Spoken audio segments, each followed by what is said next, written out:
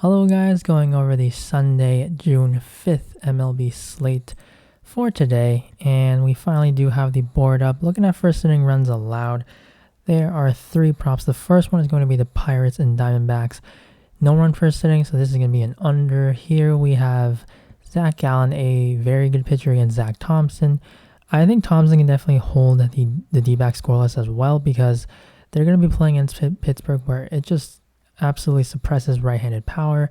They do have Dalton Varsho leads off, so that's going to be my worry. Rojas has some power as well, but Marte, his power, he usually is a better hitter when he's hitting as a righty. So I think with the ballpark, two low run totals, with wind slightly blowing in as well, I think at least the first inning, this can definitely go scoreless. And the odds, it is a minus 155 for the under, so we do have some value on this one.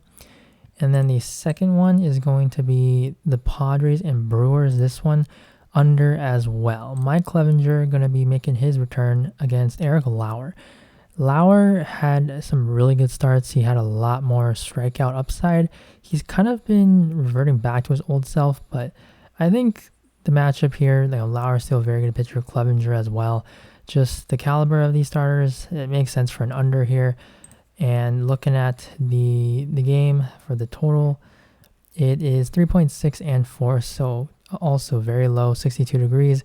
8 mile winds blowing in, so if they do open the roof, that's going to be very, very favorable pitching weather. And on the DK Sportsbook, it's not as great for the odds on the under. It's only at 135, but you look at these odds, it's good to refer to them. But I mean, we always have some that are very good odds and they sometimes don't hit. So I don't always just base everything off of these odds, but it is just good to check them out. But yeah, I do like the no run first inning on this one. And then an over, if you guys don't want it, fine. That's up to you guys to make the plays, but going to go right back to this Braves and Rockies.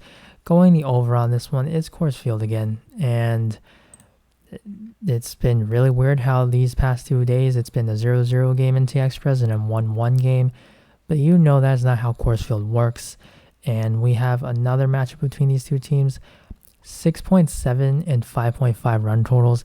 It is a warmer game. Winds are blowing out today at 10 miles, so this is all very good hitting weather. It's better than it has been before for the earlier games of the series, and it's also an afternoon game, so that's going to be just warmer temperatures, and it's going to be a very, very favorable hitting conditions. So I absolutely love the over here. If you don't want it because it hasn't hit or it didn't hit yesterday, I get it, but this is still one I'm going to be locking in. It's going to be a lock for me. Minus 185. You just don't see props that are like this great on PrizePicks, so I absolutely love it. And it's not just that. Like if I didn't see it was a minus 185, I'm still taking the over on this one. It's just Coors Field. I've been doing it, taking this prop whenever it's available, and it's been hitting most times. So gonna go right back to it. And then on to pitching fantasy score. There are some unders that I do really like. I think just in terms of like making an entry, if you want to take the under for no run first inning for Pittsburgh, Arizona, it makes sense to maybe go the over on Zach Thompson because it is a low fantasy score, so you can kind of stack it that way. That's something I can do for a lot of these, just how the board is. But for the underplays, Patrick Corbin under 23.5 against the Reds. Corbin's just been awful. I mean, you look at these stats, it's all blue. A lefty where the Reds, they do have some righty bats. And expected batting average 309 this year for Corbin. Lower strikeout rate, higher walk rate. Expected ERA of near 6. He has a 6.96 on the year. And then looking at the splits as a team against lefties, the Reds, if you look at WRC Plus, it's not that great. I mean, they're 28th, 82, third worst. But remember, this is home and away. You look at when they're at home, it is a big difference because, again, how great Great American Ballpark is. They are 8th in WRC Plus at 120. So this is just a completely different team. Batting average are hitting third best, ISO 189, 5th best. So they also have power. So it's just a completely different lineup when they are able to face a lefty when they're playing at home. So I like the over on Corbin here. And he's just really struggled this year. He's had like a couple of starts where he's hit the over on this number, but those have been very good matchups. The Reds, they are a very good team when it comes to playing at home. So that's why I do like the under for Corbin. And then Ryan Feltner, same number, 23.5, taking the under. This is a good pairing with the yes run first inning prop. 23.5, I just think it's too high. Yes, he does strike guys out, but Feltner, he's a kind of an unknown. He has had some strikeout upside in his matchups in the Braves. They do strike out a ton, but Colorado, this ballpark is one of the best hitters ballparks. The weather is favorable for hitters, and it also just suppresses strikeouts. So this is one of the tougher matchups Feltner's going to have. And we know the Braves, they're going to be playing better because Acuna's pretty much missed a month, and he's also been in and out recently. But when you get a healthy Acuna in the lineup, the Braves are going to be a lot better team having their leadoff hitter and their best player. So Feltner, I just think it's too high of a number at 23.5, and the Braves are going to be able to put up some runs today. And then right next to him, Rich Hill, 24.5, taking the under on this one as well. It is Oakland, so sure, if you're concerned about the offense, yeah, I get it. But the A's, they are a very heavy right-handed team. They have Tony Kemp, Seth Brown as lefties, but the whole lineup, it's going to be righties, a switcher in Jed Lowry, and Rich Hill, he has struggled a lot when it comes to righties this year. If you look at the A's against lefties, they're actually not terrible. 20th, that's 95 WRC plus, so they're pretty much just a little bit under league average. And Rich Hill, pulling up the stats for him, the one concern always is going to be his pitch count and how long he works in the games. Now, the one thing that I noticed, which is going to keep this away from being a lock, is they usually piggyback him with Tanner Houck. But Tanner Houck actually pitched an inning on Saturday in an 8-0 game. So that was very weird to see. An inning where I would think Houck could definitely pitch again today. But it just doesn't really make sense to me if Houck is going to be working, like 3 innings or something after Hill. So that's a little bit concerning. But this Red Sox team, their bullpen is pretty rested. They didn't allow a run Saturday. So most of their relievers, their go-to guys are going to be rested for this one. And Rich Hill, just a totally different pitcher when it comes to facing righties. Allowed 6 homers on 139 whip, and this has just kind of been what he's been his career. Allowing a lot of power when it is to righties, and his pitch count, we just don't know how deep it's going to work. And this is not like it's not an awful matchup for Rich Hill, but the workload is the biggest concern for this guy. He's 42 years old. 24.5, I think it's just a little bit too high. And also 23, 24 is the big number when it comes to scoring because it is a multiple of 3. So just the way the fantasy scoring works here for pitchers, that's a big threshold. So I really do like the under for Rich Hill. And then the last one's going to be Justin Steele, also 24.5, taking the under.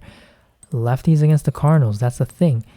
The Cardinals are the best team when it comes to facing left-handed pitching. They don't strike out. They lead the league in WRC plus K rate. They are the 3rd lowest. They'll walk. And Justin Steele, he's been pretty solid this year. But this is a primetime game, Sunday Night Baseball. The wind's blowing in a little bit. It's Wrigley, so they do matter. But again, lefties against the Cardinals, they are very, very good when it comes to playing against left-handed pitchers. So really like this spot for the Cardinals on the offensive side, but that's obviously going to mean Steele's going to be under for me. Now looking at the hitters, there's one prop I'm going to give, and that is Tommy Pham. Now again, about the stacking, if you want to play Brandon Drury or Joey Votto, totally fine. It makes perfect sense, but I like Pham because he's at 6.5, so Drury, if he were to get 7, that's a push, where Pham, it's a win. But I like Pham because he does get the righty-lefty platoon advantage, and again, just targeting Patrick Corbin. Can't play Corbin and Pham together, but it just makes sense if I'm not liking Corbin, then someone on this Reds team is probably going to be doing damage, and I do like Pham. He can steal as well, so he has that speed, but he's got power. This game's going to be in Cincy, one of the best hitters ballparks, and the weather's certainly favorable. It's warm, 84 degrees, an afternoon game, 5.5 run total, very high for Cincinnati, where we don't really see them as a great offense, but in Cincinnati, they honestly really are. So that's why I do like the over for Pham. And then now on to runs and RBIs. Got 2 here, so those are going to be Michael Brantley first, taking the over, and that is because they're going up Jonathan Heasley. Don't think Heasley's going to be that good of a pitcher, and it is a 5.6 run total, very good for the Astros, and they are pretty much healthy for this one mostly, and favorable hitting conditions, 76 degrees, 11-mile winds blowing out, and Brantley, he's hitting second.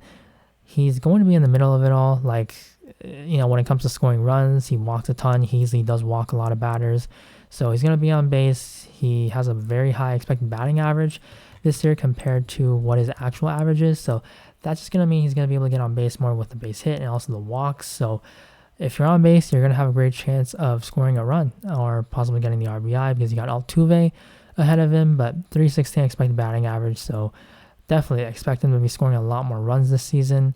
That's why I like the over for him. And then Tommy Edman at 0.5.